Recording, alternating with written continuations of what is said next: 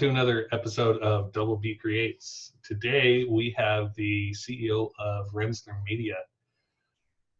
And what they are doing is they are helping people build online media content in terms of podcasts, YouTube channels, video editing, things like that. So I'm not going to get too deep into it. I'm going to let him explain it a little bit more.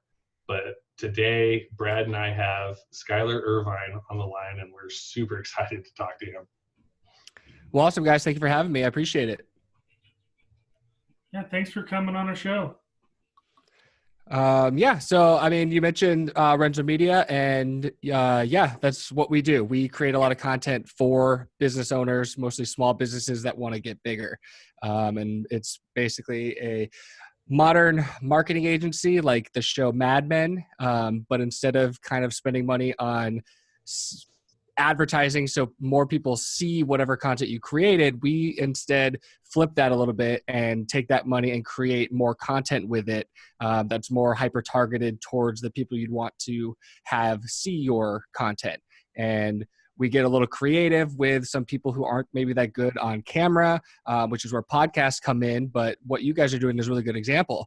You're a little bit more natural on camera. You got a YouTube channel than some other people who get really nervous once that red light goes on and they start not acting like their normal selves. So a lot of the products that we created are designed to get the most natural and authentic version of a business owner or a person or an athlete or whatever it is who doesn't have a lot of media training, and create video content, audio content, photo content for them and actually manage it to grow their brand, whatever they're trying to do, whatever audience they're trying to reach, and try to be that leverage point of there's a lot of people out there that are really good at social media, but aren't that good at business. And there's a lot of very talented business owners who struggle with social media.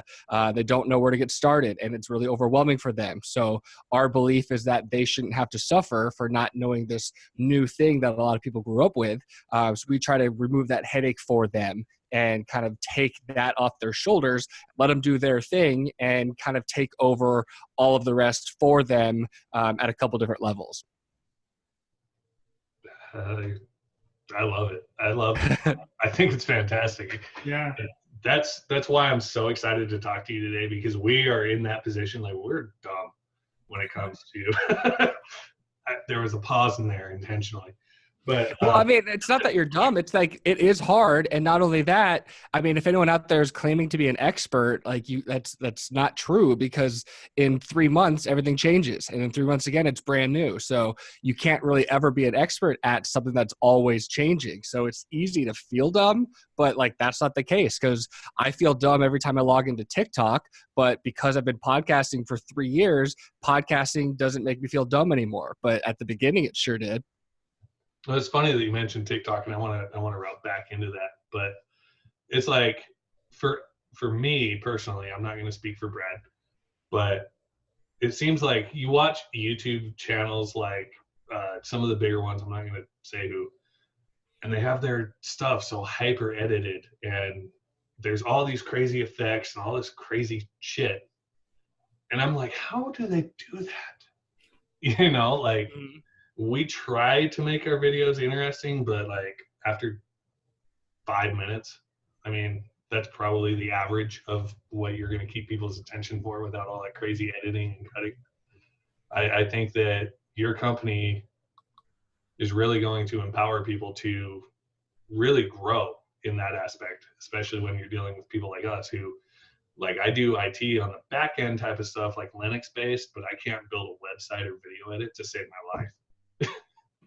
Yeah, and I think like those video channels, it's a good point, because the people that have been doing it for a really long time, if you go back and look at some of their earliest stuff, it's not, I mean, it's fun to kind of watch that transformation take place, because usually it isn't that good at the beginning. And I mean, my first podcast, for example, was 2 or 3 years ago, and we set it up on an iPhone on a tripod that broke halfway through it, and the Facebook Live just stopped. And I still keep it up there because it's like, yeah, it's like, this is how far we've come, and now we can produce a lot of different things. But it's kind of the most important thing, in my opinion, especially for people who are not even kind of considering doing it is just get started, then get better, and then don't stop.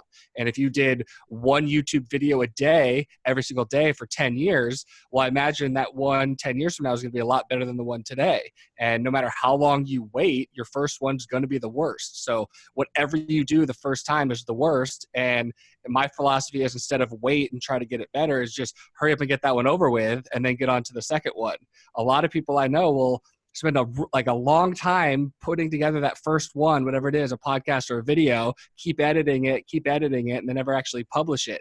Or they're sitting on 10 unpublished episodes because it's just not perfect yet. And I think that's one of the biggest hurdles to get over. But once you can get used to just sharing and then focus on, okay, that one's over with, how can we make the next one better? To me, that's always made it a little bit easier than trying to wait until it was perfect before I started.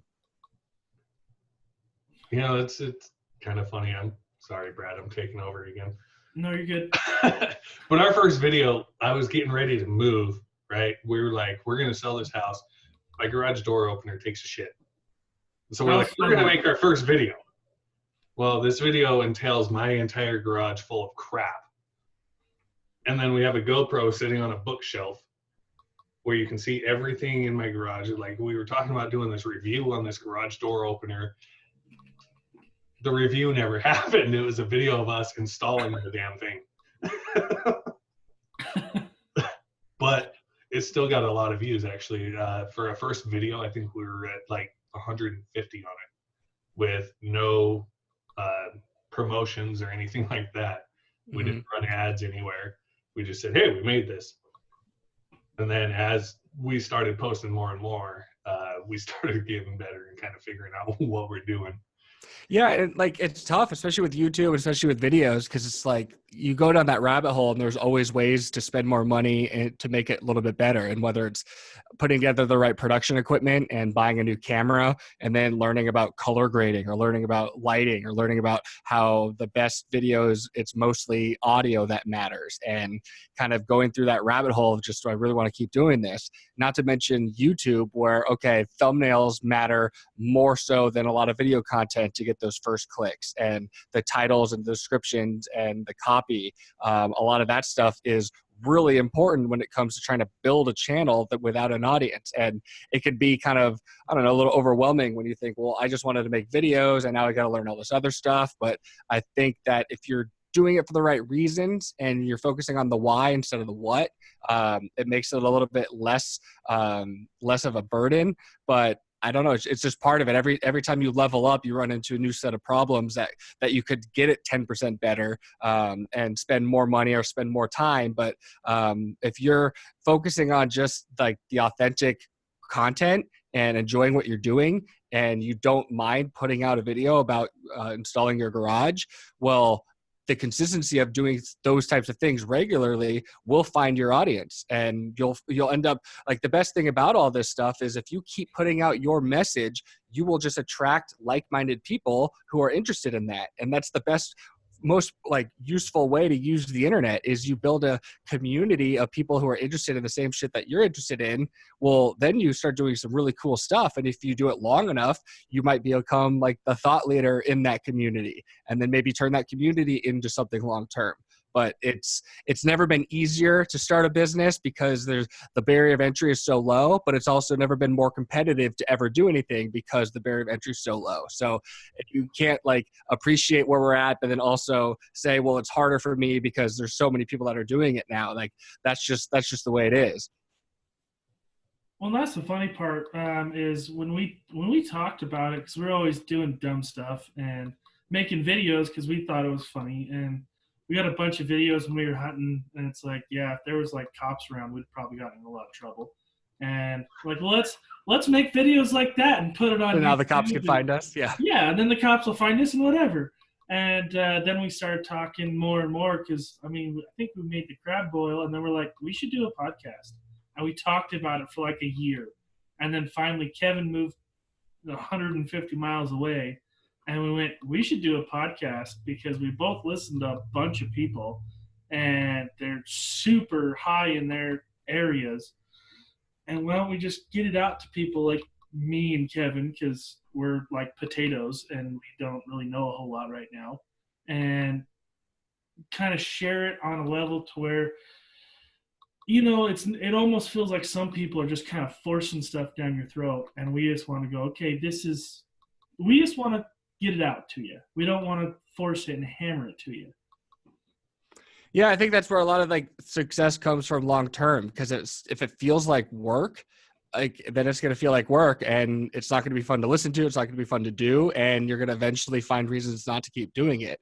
If you're doing it because it's truly something you enjoy doing, then good things can come from that. And then there's a lot of ways to turn that into useful skills. And I think that the people that assume that building a podcast means getting like a Joe Rogan sized audience and then monetizing it and getting rich off advertisements, like, no, that's just not how it works. And like even Joe Rogan, who has the best podcast ever, he's done over 1,000 episodes for almost a decade. So he was the best at it, and he's been doing it the longest. Like, he deserves all of those accolades. But for a small business owner or someone who just wants to talk about fishing or the Ninja Turtles or some celebrity gossip, it's a really fun way to reach out to people, put out content easily. Maybe you're not a good writer, maybe you're not comfortable on camera, but having conversations with people is mostly natural to a lot of people. Kind of using that to your advantage without, I don't want to do this to get famous, I'm not trying to get ads, I just really want to learn about this space or have conversations about a certain topic. Really fun stuff can come from that. And for small business owners, I mean, you'll be surprised how much business can come from something like a podcast. It's funny too, because like there's some people that never talk about their podcast. Like I listened to one yesterday and I was like, cool, I'll listen to your episode. Dude had like 300 and something episodes up already, but I had no idea that they even had one. Whereas other people are marketing their podcast so hard, and they're on episode 1. So like, in your opinion, like what's the balance between that? That's a really good question. And we've helped launch a lot of podcasts, and kind of what we've learned is that if you really wanted to succeed, you've got to maximize every opportunity as you can, and have realistic expectations. And the reason we got into podcasts and one of the biggest kind of cornerstones of what we do as a company is, if you're a busy person, like it's hard to put out content. So if you're going to spend 45 minutes sitting down and having a conversation for your podcast, well, I think you should spend a little bit extra time to film it so that way you can upload it to YouTube, and then spend a little bit extra time to maybe grab a highlight clip that's a 60-second video of the best part of that features your guest, that you could throw up on Facebook, Instagram, and LinkedIn, and tag your guest and also give it to that person. And then since you're already doing that, maybe take your phone out and do a quick Instagram story or snap a behind the scenes photo, or take some photos to give to your guests or whatever happens to be. So that 45-minute podcast has now become 30 pieces of content instead of just an audio file. And if you're trying to build an audience with just an audio podcast, it's like handing out your book without a cover on it and hoping people read it from beginning to end. It's just really difficult, because now there's more podcasts, and if I'm going to sit down and listen to a podcast, what's going to hook me? Is it going to be the title of it?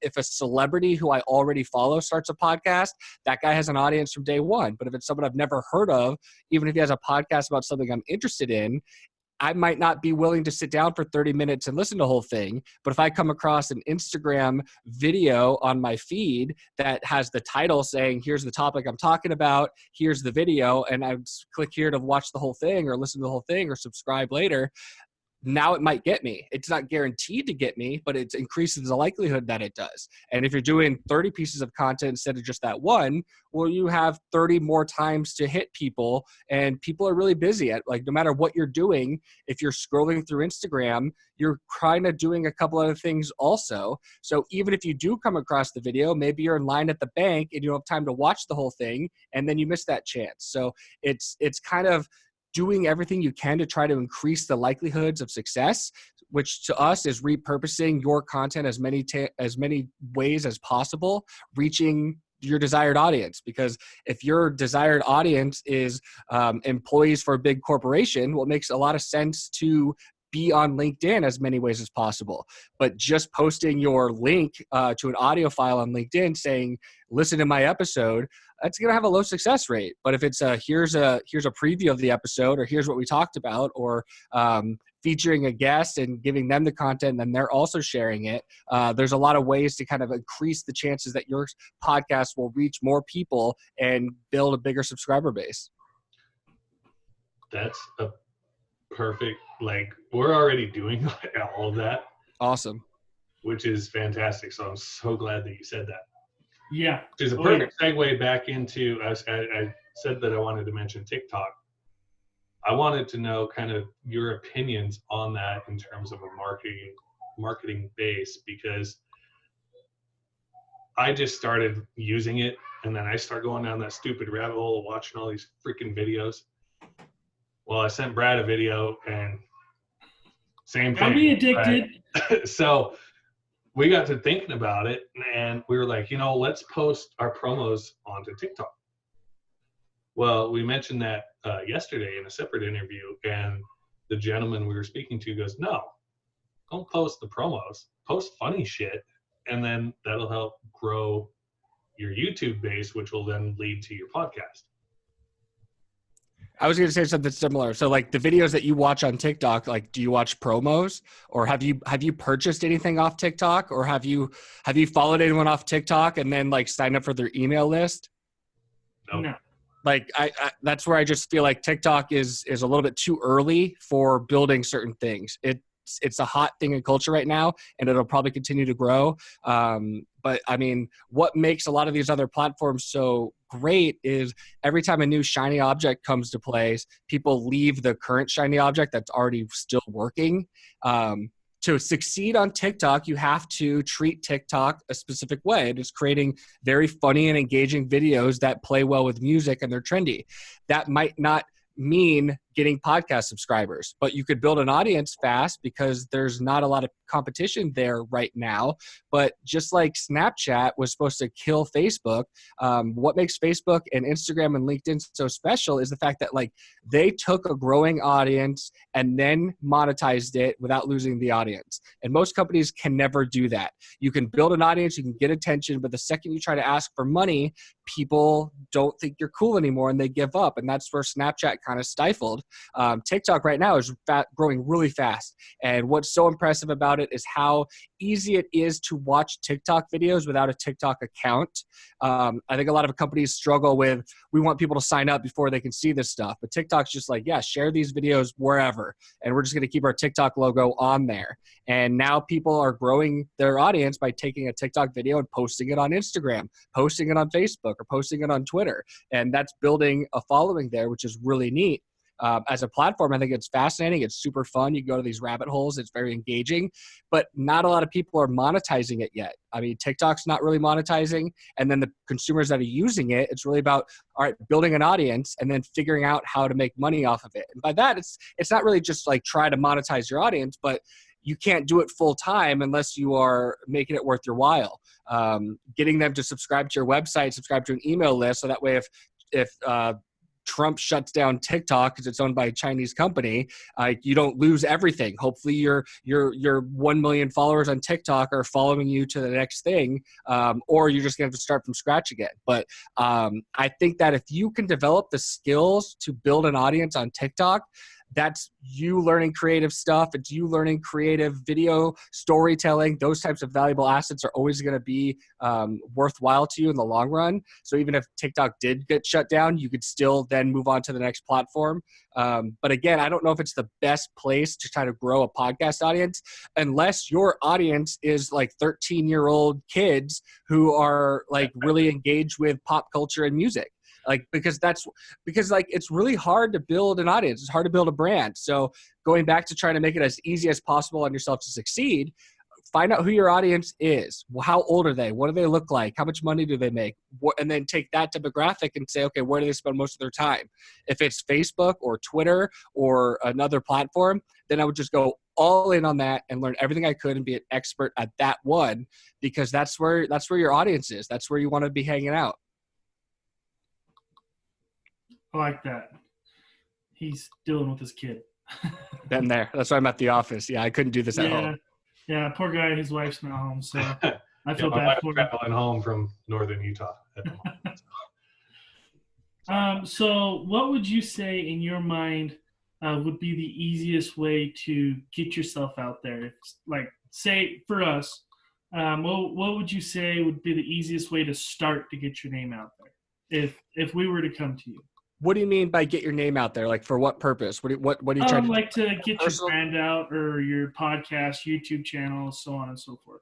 Like it really depends on what it is. So if it's a YouTube channel, it's like, well, first build a content library. So you don't want to, I mean, like you said, people are hyping up their podcast with one episode.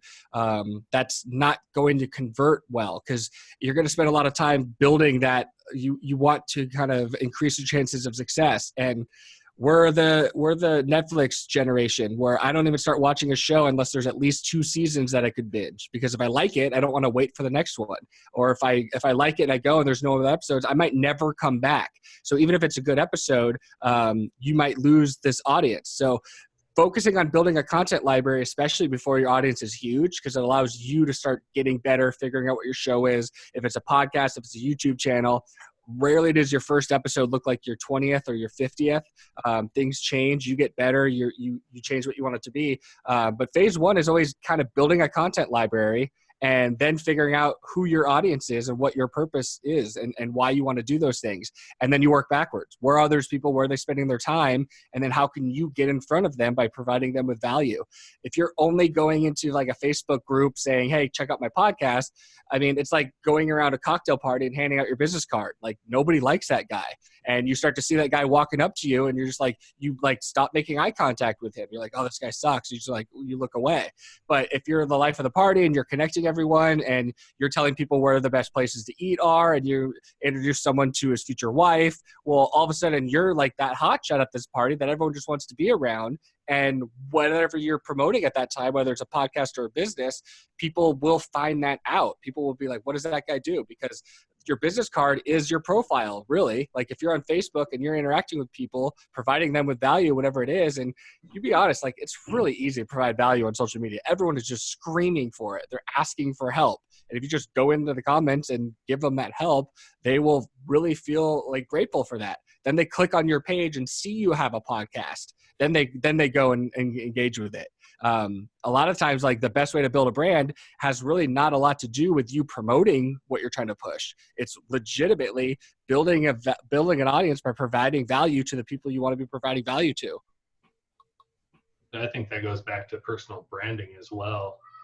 I mean, because if you're a jackass on your social page and then all of a sudden they're like, hey, go support me, nobody's going to do that. Yeah, no, I think totally true. And personal branding, like a lot of people look down on it, but like we've always had personal branding. It's just a reputation. It's what people think about you when you're not around. And you have control of your personal brand because there's a way to control that narrative with content.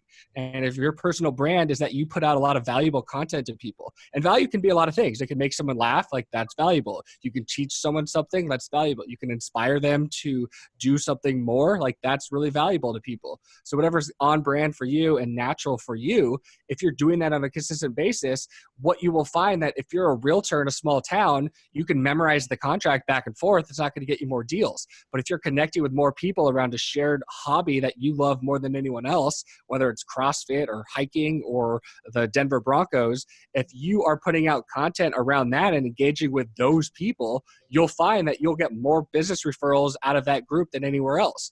You might get more real estate referrals from your Denver Broncos podcast than you're going to get from how to sell your house without a realtor videos, or 10 tips to landscaping your lawn to get a 3% more on your list price or whatever.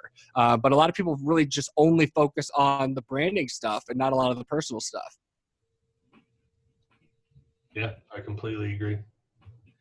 So I don't want to make this whole episode about like tips for us. I do. That's what I want to. That's what I'm here for.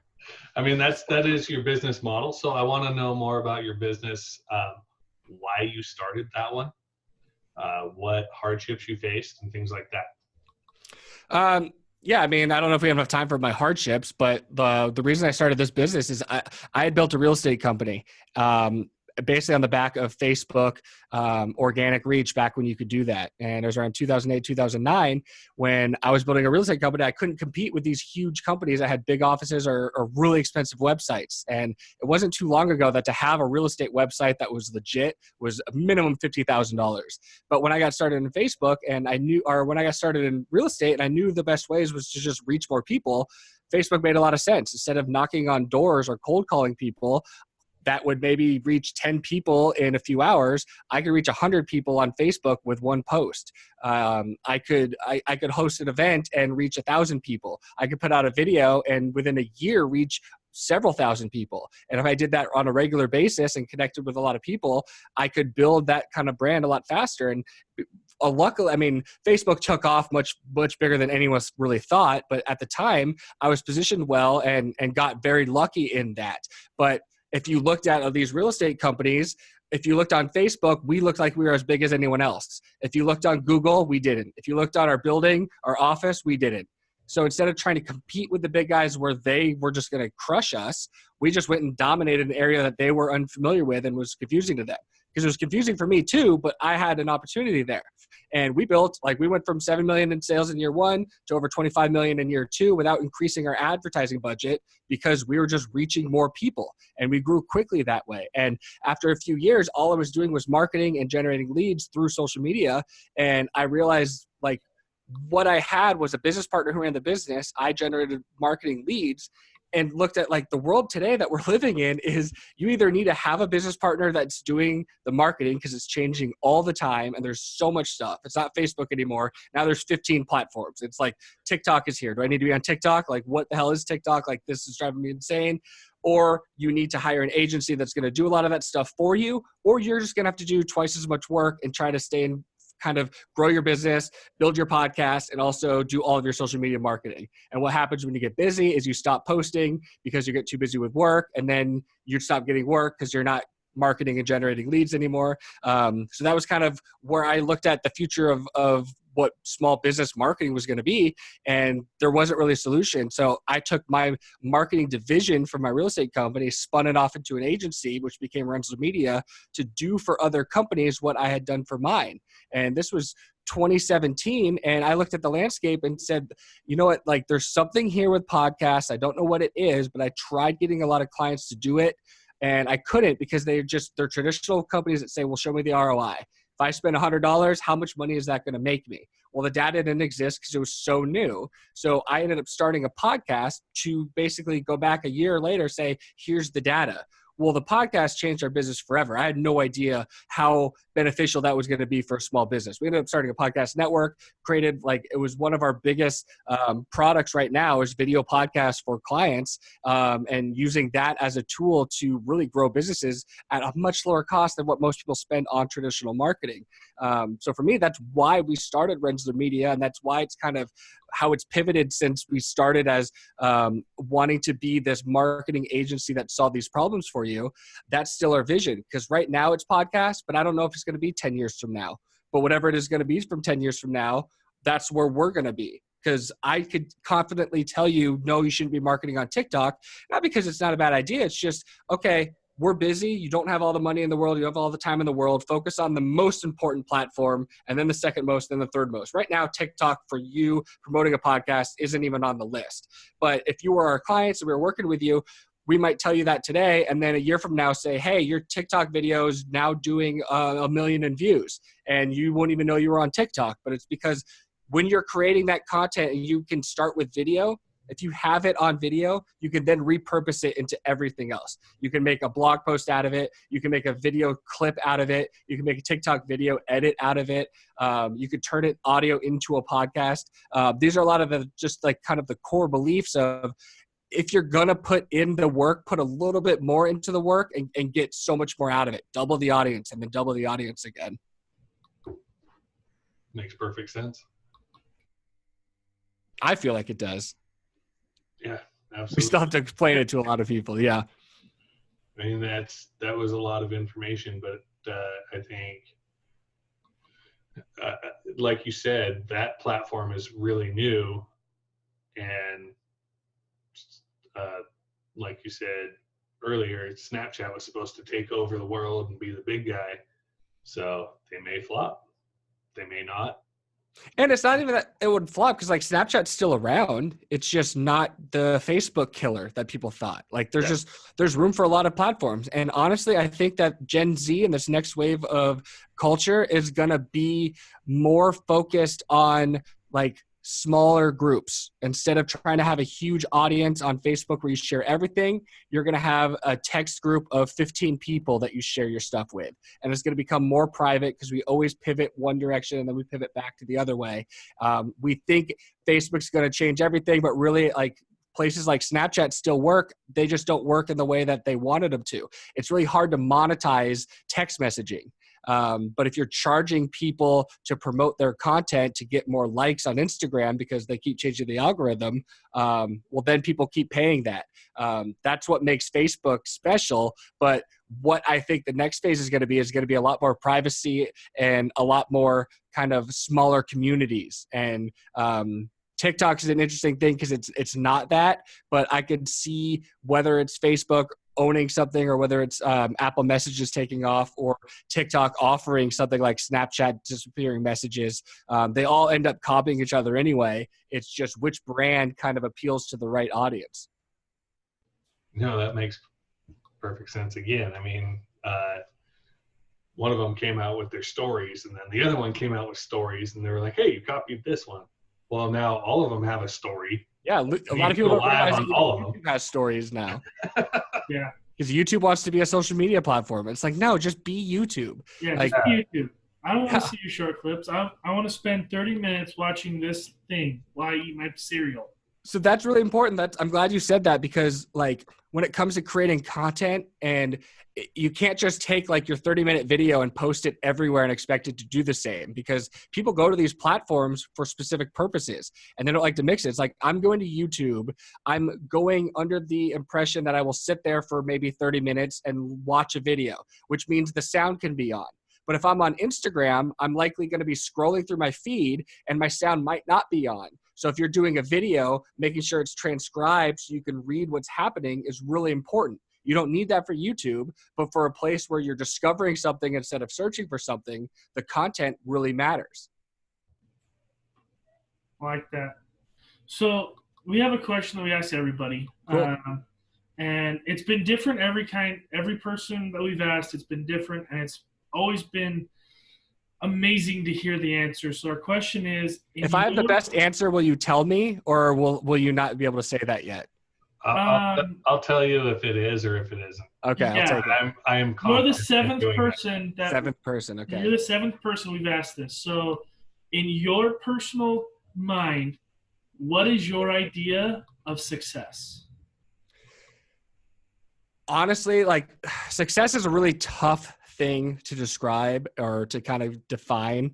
I think like I've narrowed it down to being able to wake up in the morning without setting your alarm clock, but choosing to, I think, is the best way I've ever described it, because you don't have to get up, but you're so excited to start the day that you want to get up a little bit earlier.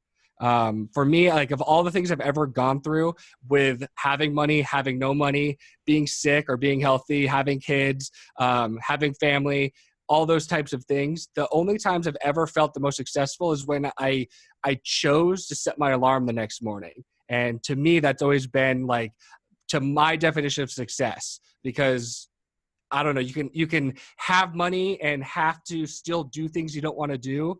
But if you're doing certain things because you choose to and you want to me, I feel like that's as successful as you can be. How was that? Top 7? Yeah, top 7.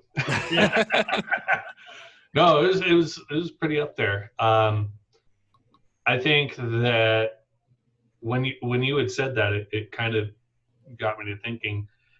It's like, there's so many people out there that go out and spend all this money to go to college and get this good job and all this bullshit, right? And then hate their life.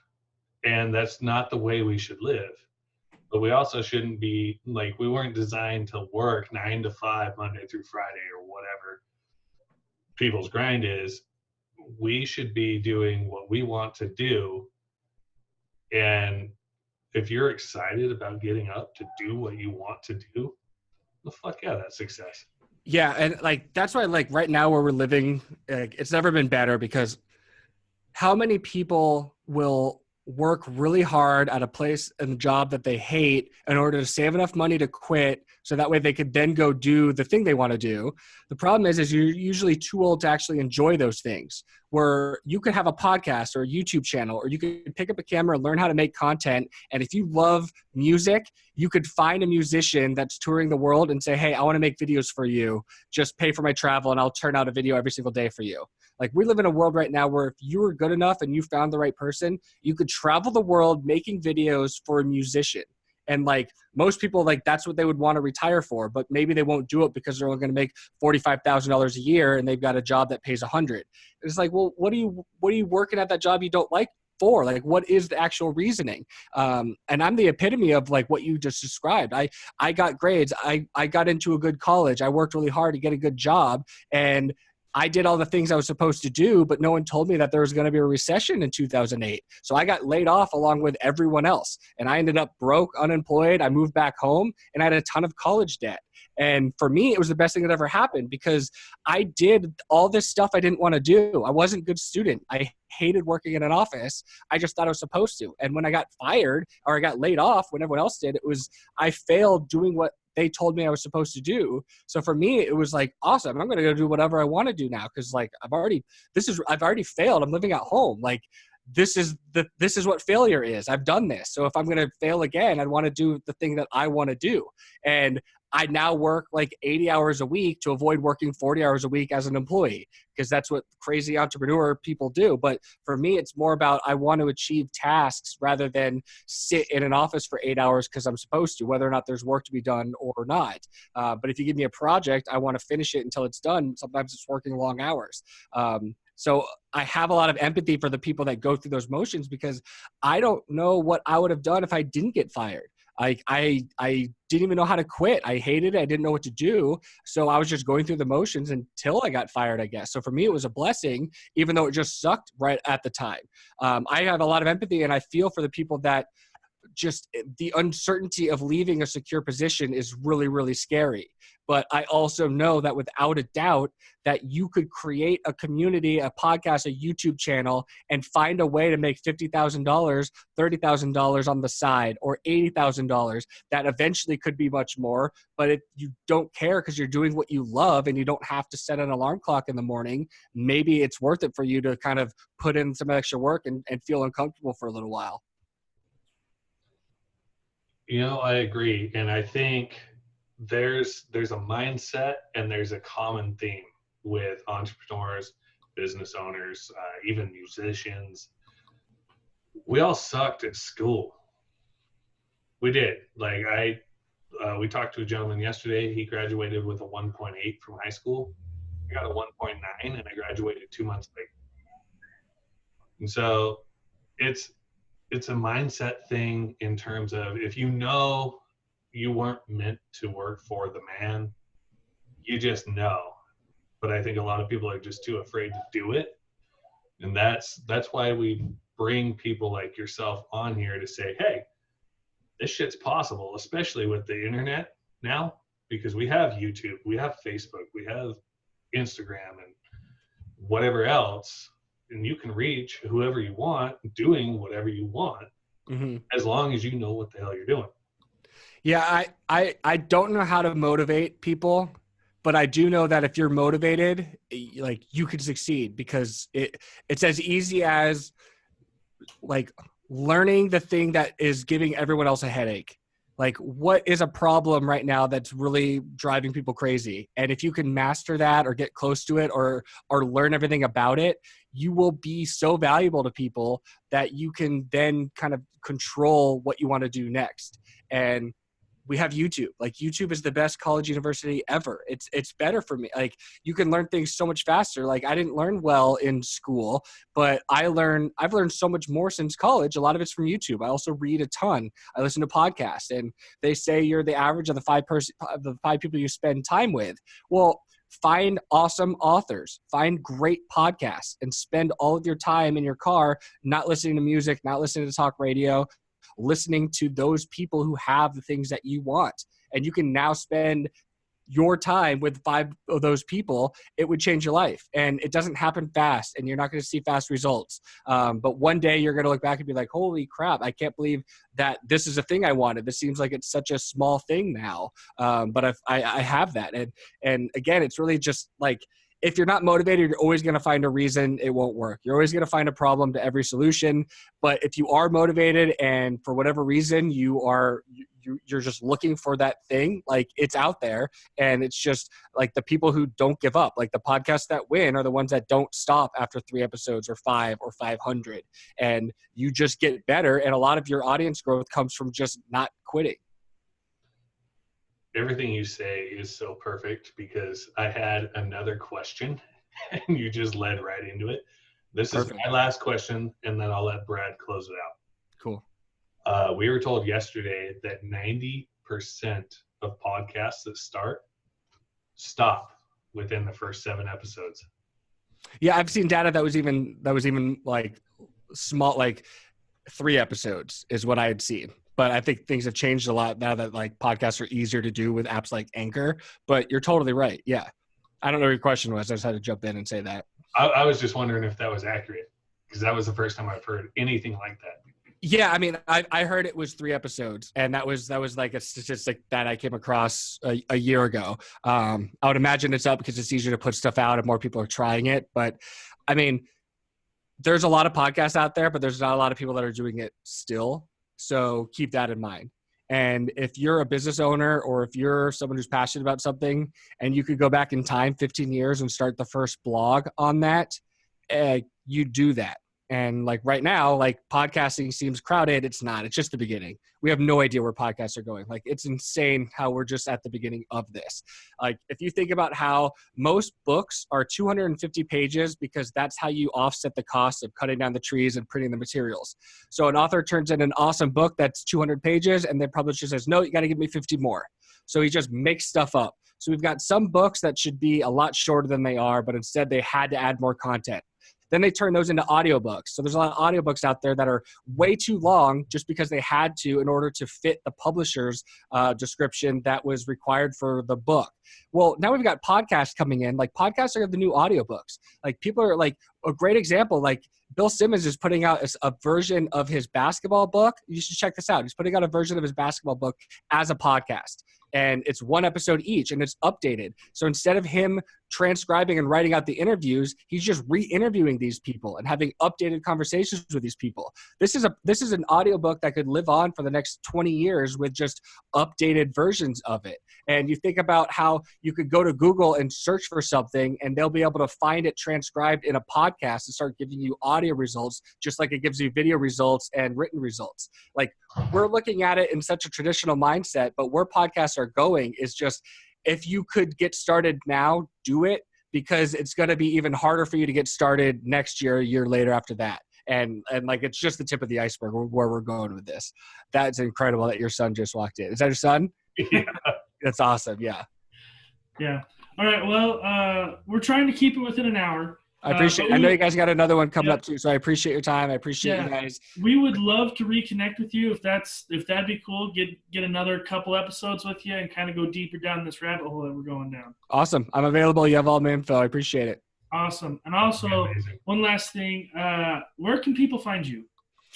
Literally everywhere. I mean, I'm not hiding. If you just Google Skyler Irvine, you will find me. So whatever social media platform that you spend your time on, if you search my name, you should find me, and I would love to connect with you. Not only that, go check out Renzler Media, especially if you're looking to start a podcast or a YouTube channel and you have no idea where the hell to start. They're going to help you out. Awesome. I appreciate you guys. Thank you. Thank you. Yeah, you're welcome. Thank you.